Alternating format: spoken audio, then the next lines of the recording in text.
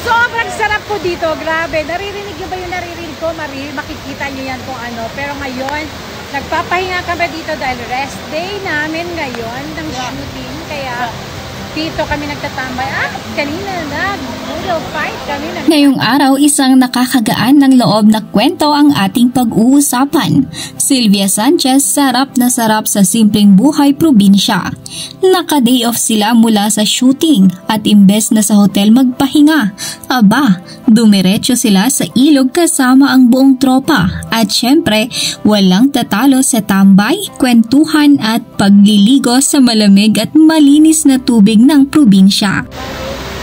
Sobrang sarap po dito, grabe. Naririnig nyo ba yung naririnig ko? Makikita nyo yan kung ano. Pero ngayon, nagpapahinga kami dito dahil rest day namin ngayon ng shooting. Kaya dito kami nagtatambay. Kanina noodle fight kami ng lunch dito. Kaya, hello!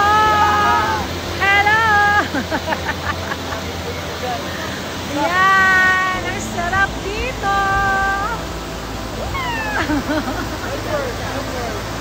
Yan! Napaka-ano dito, sarap mag-relax. Sobra. Yan lang naririnig namin. Tapos ang sarap ng hangin, ang lamig. Yan. Nakaka-relax sobra. Ibang-iba pagdating natin sa Maynila. Carl, nag-enjoy ka? Happy ka? Love you! Ayan!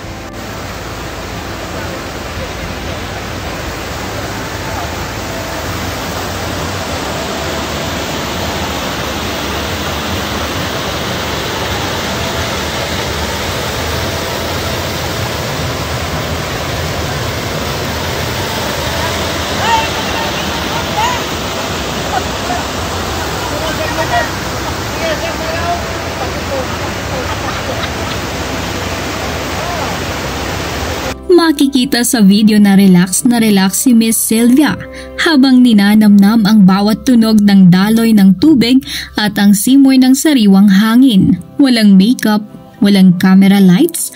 Siya mismo ang nagsabing ito ang klase ng buhay na gusto niya. Sarap panoorin ng mga artista kapag sila mismo ang nag-e-enjoy sa mga simpleng bagay. Hindi lahat tungkol sa glitz and glam. Minsan ang tunay na luxury ay yung katahimikan sa tabi ng ilog at tawa ng mga kaibigan. At hindi lang yan, nagbudol fight pa sila sa dahon ng saging, lahat nakakamay, tawanan habang kumakain. Walang arte, parang tunay na pamilya ang datingan. Budol fight. Ate, ako na tayo ka!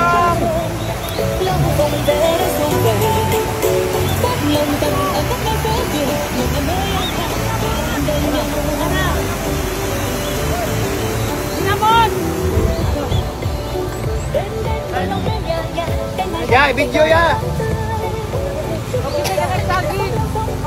Pero ito ang pinaka nakakakilig at intriguing sa lahat. Sa dulo ng video may text si Sylvia na soon. Ano kaya ang ibig sabihin nito? Baka ba gusto na talaga niyang manirahan sa probinsya? O baka may inaabagang bagong proyekto na may ganitong setting? Isa lang ang malinaw, halatang halata na masaya siya sa ganitong klaseng buhay.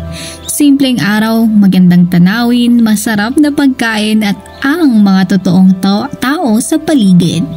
Lahat ng to, priceless para kay Miss Sylvia.